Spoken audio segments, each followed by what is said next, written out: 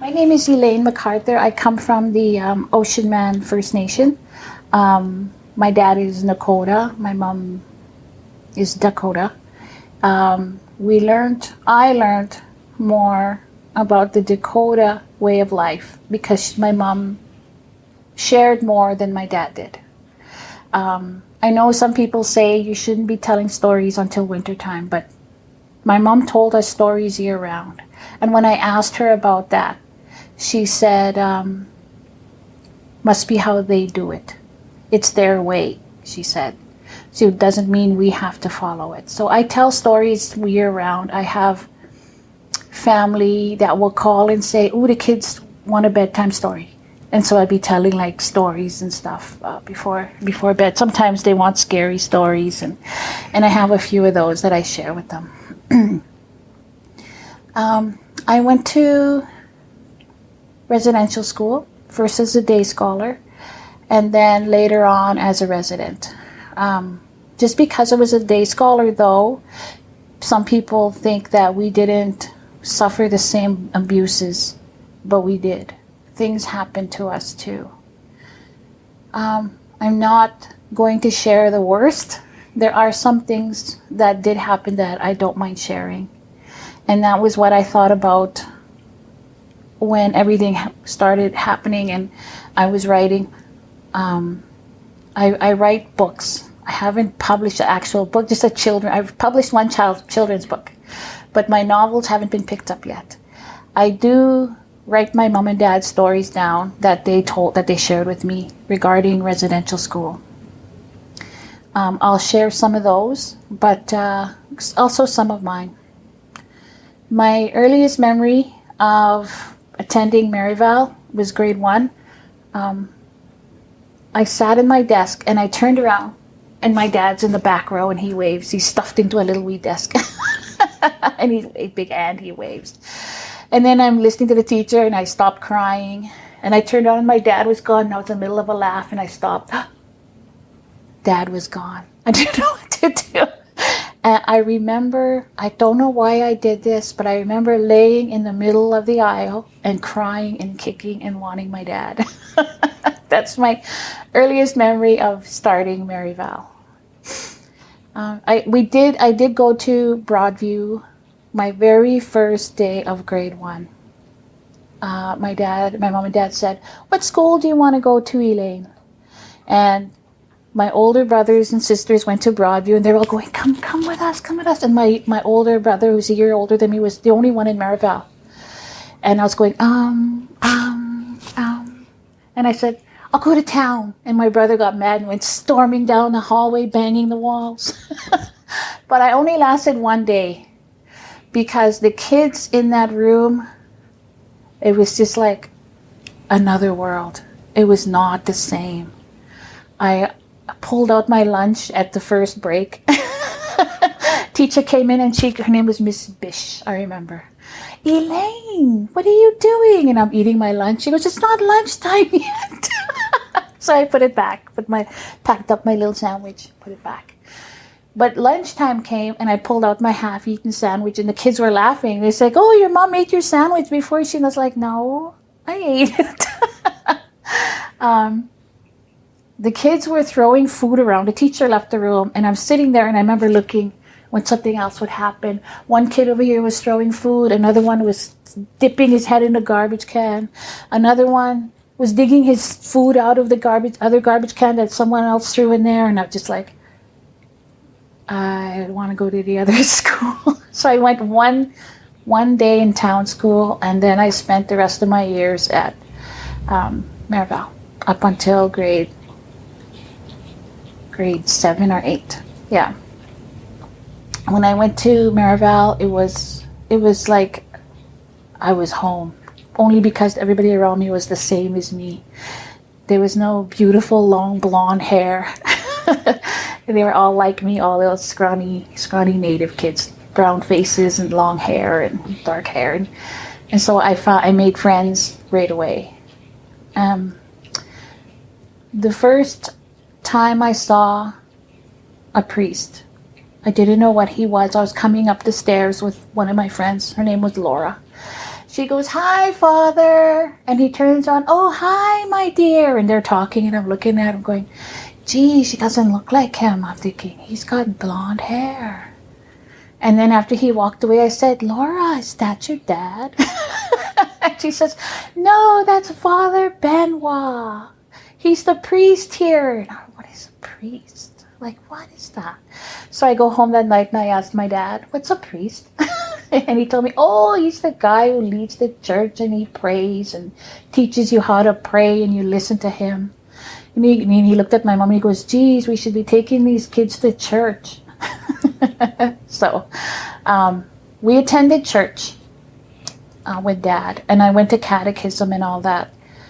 So that's how I was introduced to Catholicism, right? Growing up, and we got more into it as we got older.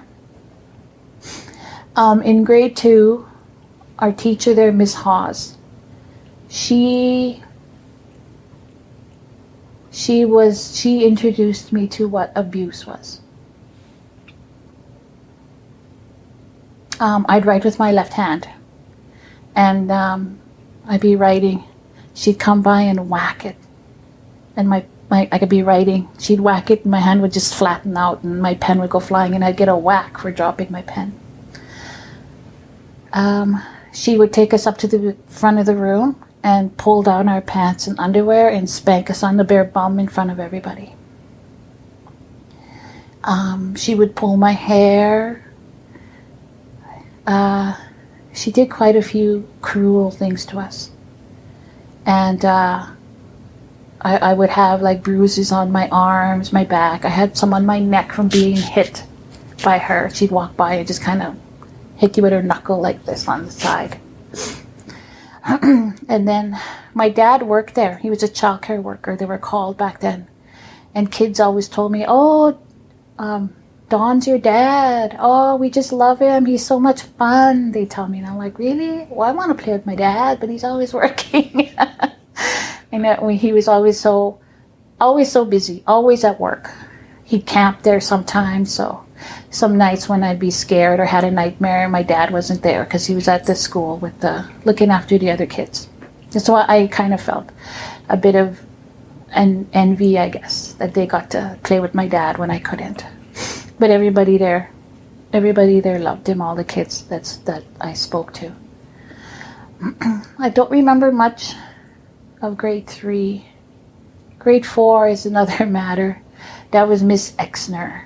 I remember her. She was about as cruel as Miss Hawes. She always said, our last name back then was Wasicase, because my mom was married before she met my dad. And she'd say, "Oh, you Wasicases, you all smell like piss." She'd tell me that all the time, and I'd be like, put my head down, and I didn't know what to say. I was just a kid. Like, who do you tell? The VP at the time was Miss Threffel. And you didn't tell her anything. You stayed away from her. One thing Miss Exner did do was teach me to write. And that's something I carry now.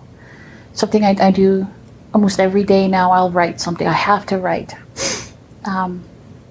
She introduced me to The Hobbit. She said, "Here, Elaine, you'll like this."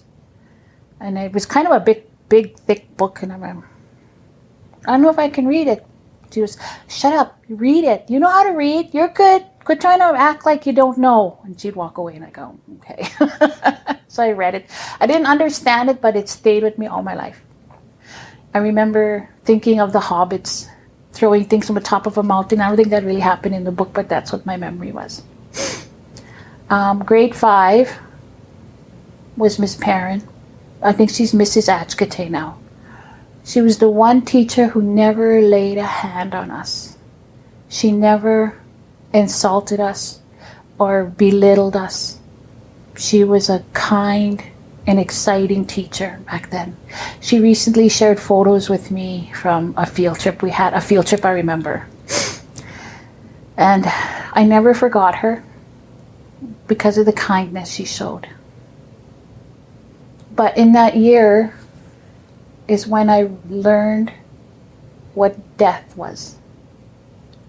There was a young boy. He lived, so Maryvale was on this side of the valley, and his house was like on the other side of the valley. So I think he would just walk across the field to get to his house. And I only recently found out what happened to him. But we were sitting in our classroom, and we were all like in our rows, and we're working. And Miss Perrin gets called out of the room, and I hear her crying after a few minutes. And I look over at my best friend, his name was Rodney. I said, is she crying? And he goes, I don't know. And we're all listening. And she comes, she's gone for a long time, but we hear her outside, and we're all kind of looking at each other scared. And she comes back in. And she's crying, and she's like red eyes, and she's got tears, and her nose is red, and she's like really like crying hard. She said, you guys, I don't know if you're going to understand this, but Ian is gone. We're like, well, where'd he go? I remember thinking, well, did he move? And he had an accident that night where he got tangled up somehow and ended up hanging himself. And he was like a latchkey kid at the time. So he died before his sister got home. I didn't know exactly how he died until a couple of weeks back when I asked the old classmate what happened. So we went to his funeral, and he was buried behind the school where all those graves are in Maryvale. He was buried back there because I remember we went as a class. And we came back, and I walked ahead of everybody, and I turned around and I stood back, and I was watching my classmates, and I was trying not to cry, but they were walking in and they were crying. And then I started to understand that I wasn't going to ever see him again. And he was a little guy, and he was rambunctious, I guess. He was friendly with everybody. He liked to wrestle and play. But it was then that I understood he wasn't going to come back. I don't remember the funeral. I don't remember if we got to view him or not. But I remember standing there, and we're all standing along the side of the grave. And I didn't understand then that he wasn't coming back until I watched my classmates cry. I thought, wow, they're really sad. And after a while, only when I got home did I let myself understand what death was. And I thought about him often throughout the years. I never forgot him. I think about him and how that shouldn't have happened. Yeah. So when she was sharing pictures with me, there he was, little tiny face in the classroom photo. Like, wow. I never forgot you. A few of my classmates from that photo are gone. 2 boys have passed as adults. Some of the girls too. My old classmate and I were discussing where each one was. So in grade 5, I remember sitting there, and this girl walks in. She was new. She walks in, and she's wearing like high top boots, and she's got a leather jacket on and jeans, and she just looks so worldly, grade 5, like grade 5. And she looks so like she's been everywhere. Her hair is curly, and she's just beautiful. And she walks by, and I remember sitting in my desk, and she walks by, and I went, where's her boots? She wasn't wearing little sneakers like anybody else. And she had a prosthetic arm. There was an accident at her farm or something, and her brother accidentally shot off her arm. I thought she was the most beautiful thing I'd ever laid eyes on. And I just followed her around like a puppy, and she allowed me to. I thought she was so exciting. That was grade 5. Grade 6. Grade 6 was tough. That's when I experienced sexual abuse from older students and from, I think, I think he was someone, I don't know if he worked at the school or not, but he caught me downstairs in that long hallway when I didn't want to go outside, so I hid. And I thought, oh, I'm just going to wander the hallways by myself. And he caught me. Girls always said to stay away from him. He was creepy. I don't remember his name or nothing. Yeah, that's when I realized what sexual abuse was. When I did my IAP, I didn't talk about it because it was too hard back then. But it's something that I've learned to deal with now, right? It happened. And reading all these stories, not that I was comforted by it, but it helped me to move forward because I wasn't the only one. I always used to wonder, why me? Why me? Why did this have to happen to me? You know, what made me different from everybody else? I wanted to melt into the background and be like everybody else. And then I started hearing stories about other girls at the same school at the same time going through the same thing, not with the same person, but in other ways. So it comforted me a little bit in a kind of a morbid way to know that it wasn't just me that went through this. Going back, I remember grade 1 or 2, we went to the church, which was right beside, so there was this classroom building, there was the residence, and beside that was the church. And we went to the church. And we're all standing in line in between the pews, and the kids were going in to confession. And I'm at the back and I'm watching them. All the kids in front of me, and I'm leaning forward and I'm watching. And the girls are coming out. And one girl came out and she's crying. And she said, "Don't go in there, Elaine." And I'm like, why? Like, why? I got scared. And another girl came out and she was crying. And she has her hand on her face. And she's really crying hard. And the sister said, wasn't that bad. Go sit down. And they were all like kind of sitting in the pews on either side of the line, and we'd move forward. And when the sisters weren't looking, I snuck off and I went sat beside one of the girls and put my head down and pretended to be one of the crying ones so I didn't have to go in. I never asked them what happened in there or why they were crying.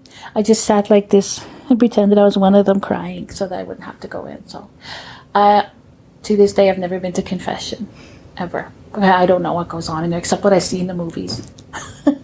And that's not a great, wouldn't really tell you what happened.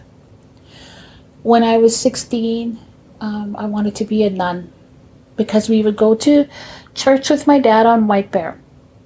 On Sundays, we'd go to church. He was,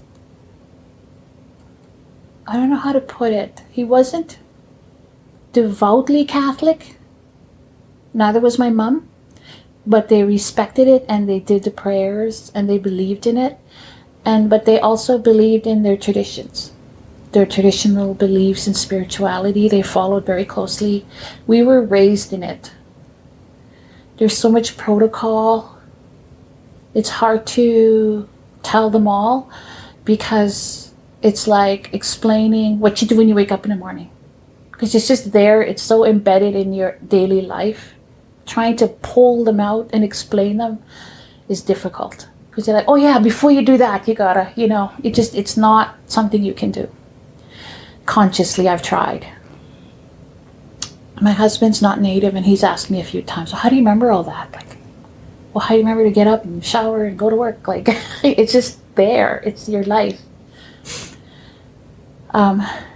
So we did that. We went to church and we also, we did ceremonies in the basement. We went to powwows all our lives. We danced powwow. I quit for a while, but I plan to go back. I've been back and forth like that. So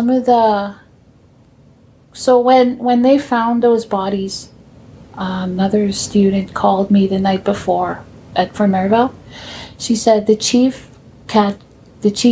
of Cadmus is going to make an announcement tomorrow, and you need to know They found 751 graves back there, she said, and I know you attended, and so I thought you should know before you hear it publicly in the news. You need to know beforehand. Oh, my heart just broke. I cried.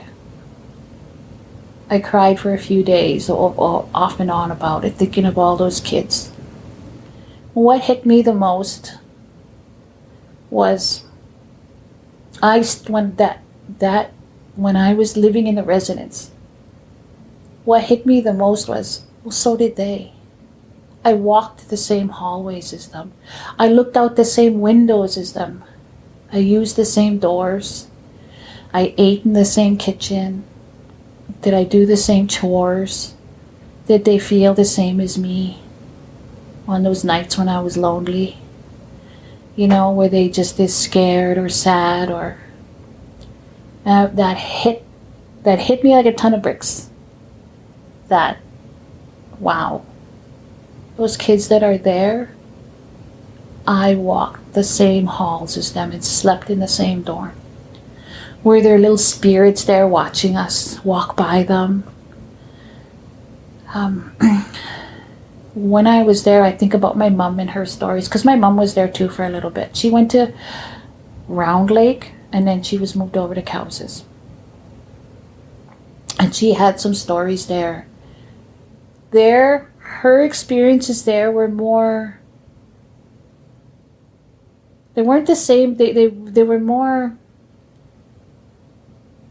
the time was so much harder than what I went through. Some students went through so much more than me. But my mom's stories and my dad's, they're just so much hardship in those stories. It just blows you away. When I compare hers to mine feel so minor compared to hers. One story she had was, this is a story I actually submitted to the Indigenous Voices Awards, and it won the award for a short story, unpublished prose. And it got published in the Alaska Quarterly, I think it was. I called it Queen Bee. When my mom was a little girl at Maryvale, there was these older girls. One older girl, they were bullies. They bully all the little girls, right? And my mom, they had to call her the queen, the leader of that pack. Called her the queen. And my mom said that they'd make the little kids, the littler ones, clean their shoes, wash out their locker, and do stuff like that. And mom had to, give them some of their food, make their bed, take their clothes to the laundry. Mom said they even had to wash their underwear by hand if they had like their monthlies and they had accidents. Mom was forced to wash their dirty underwear by hand. And then they'd still beat them up. And then Mom said, one day, me and my friends, we went berry picking. She said, not far from the school we went. And I was thinking, how can I get back at her? How can I make her leave us alone? She said, back then we used to wear apron. So they had their aprons up and they were picking berries. She was talking to her friend. She was, how can we get back at the queen?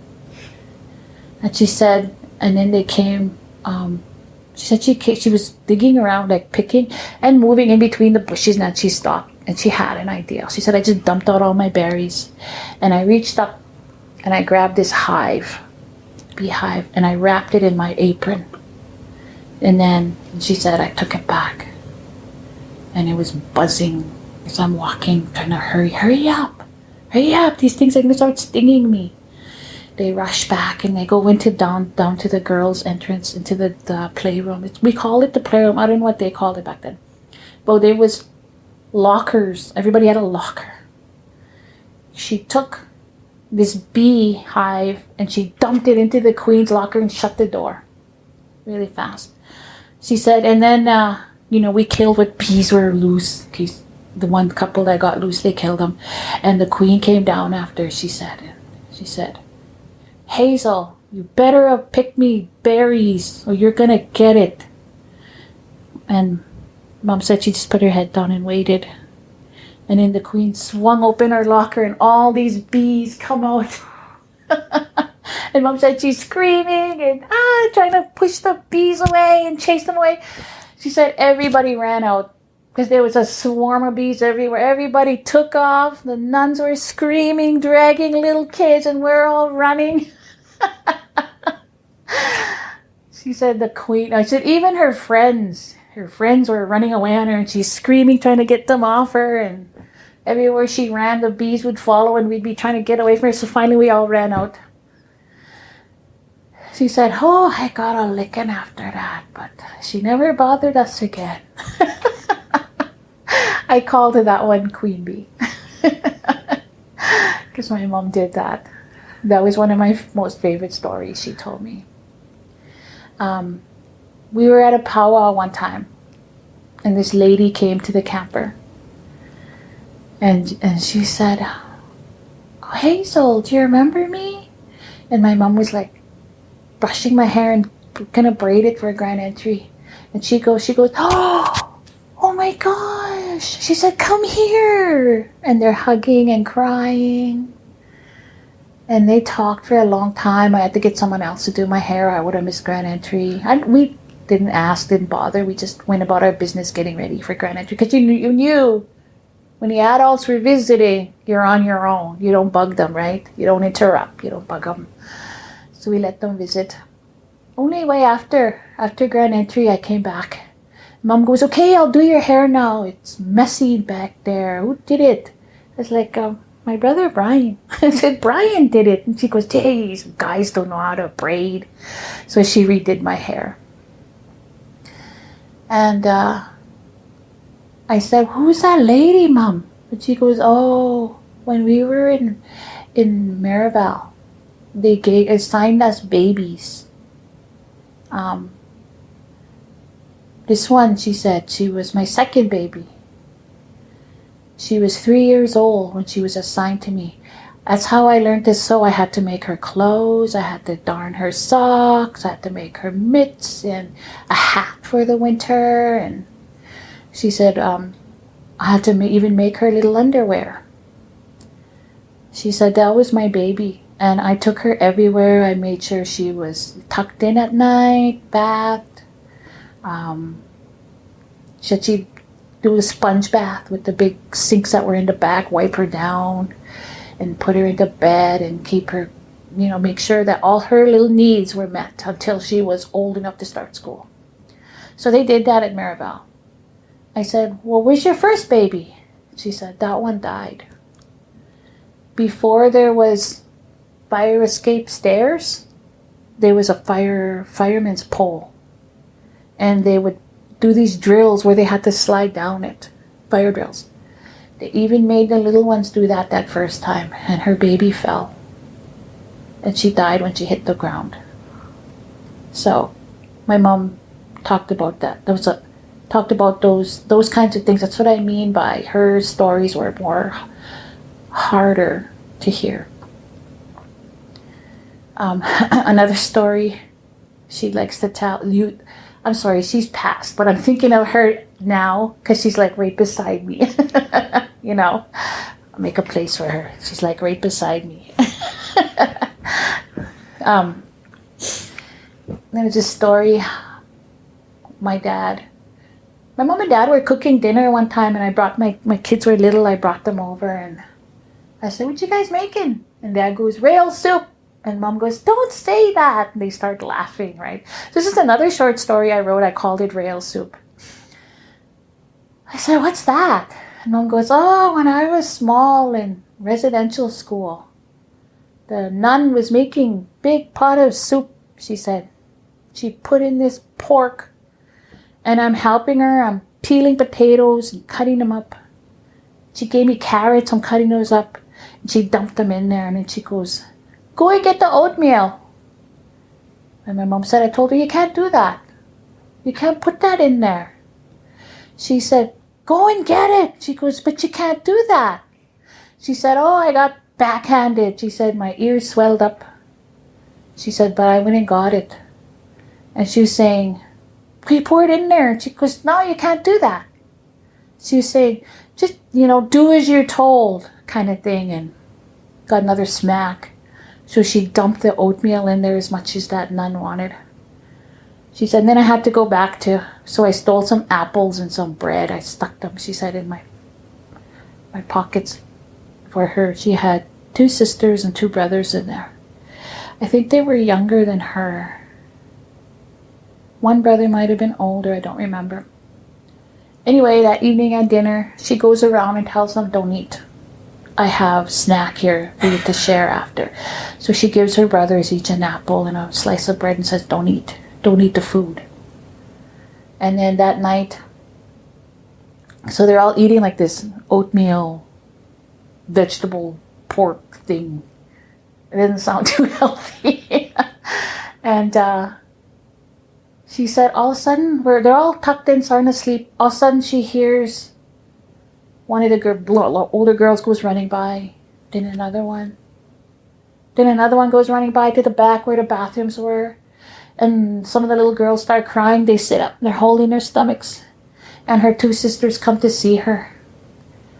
And the youngest one there says, I'm scared. And she goes, well, stay here for a second. And then they're watching these girls go to the bathroom, and it starts to smell. A few of them had accidents in bed. They had like diarrhea. And some of them were pooping in their nightgown. Some of them didn't make it to the back. Some of them were going in the sink because the toilets were full and there was no room, no more toilets left. So there was a big long sink and they were like pooping in it and they had no choice. And then one of them ran to the fire escape. By then there was stairs. One of them ran to the fire escape and they ran down to go out, poop outside. And so Mom grabbed her sisters and they ran out. And the nun followed them. They get to the bottom. And Mom said she turned around and she looked up and the girls were coming down, but one of them had an accident on the stairs and slipped. The one behind her slipped in it. And then it kind of like piled up there and more girls had accidents. And it was like they slipped in it, right? And so it was on their hands and they're running down, touching the railings as they're running down these stairs. So other girls were like, they'd see it, they'd, get sick. So, and then Mom said it started happening on the boys' side. The boys were doing the same thing, running down. Same thing, accidents on the stairs. And so the rails were full. The handrails were full of this diarrhea. That's why they called it rail soup. kind of funny, but in a, you have to understand the context of their humor. Rail soup. Mom and Dad shared stories like that a lot. Funny things that happened. Dad talked about the barn boys. No, I've been trying to develop this into an adolescent boys story. The barn boys was Dad and his 4 best friends were assigned to go work in the barn every morning before everybody else got up to clean the stalls, milk the cows, get the eggs, and all those kinds of things. They had a lot of adventures together. I don't remember them all because I've written them down, but they're not coming to me right now. But those were his stories. He didn't talk much about his abuse. He was ambidextrous though, because he was left-handed him too. And the teacher tied his hand behind his back, so he had to walk around for days with one hand behind his back till he got used to left hand, till he got used to using his right hand. So he can write with both and do things with both. So he talked about that. He talked about a little boy being thrown down the stairs of the boys' dorm. And he said he heard him whimpering all night. And in the morning he was gone. My dad went to St. Philip's and he went to Lebret. He didn't talk much about those days. They must have been really hard on him. My mom told more stories than my dad did. My mom liked to tell stories. not only of that too, of her life outside residential school. There was one lady, she called her Cookum Turtle. When my mom was a little girl, they lived on Standing Buffalo. And this lady, Cookum Turtle, was a very large lady. And she always had foster children living with her. Lots. And she said one day we took her to town with us in our back of our wagon. We were sitting there. We had to sit in the back with Cookum Turtle, she said, and then took her to town, took her shopping. And then on our way back, she said she was pulling out all her groceries one by one, putting them down in front of her. You know, she'd pull out like the sugar, the cans, the bread. She said, I don't know why she was doing that. She stacked up her meat.